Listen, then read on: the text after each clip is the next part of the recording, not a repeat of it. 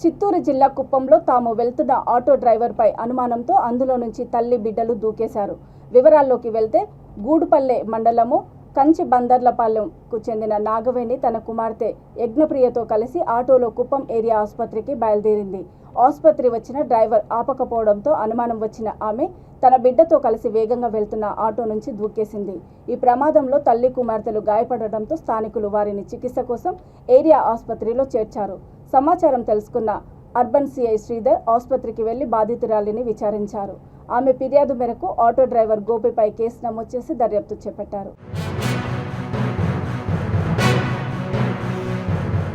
ఊర్లే పోతాను మార్కెట్లకి ఆటో ఉండే నేను పోతానని చెప్పా.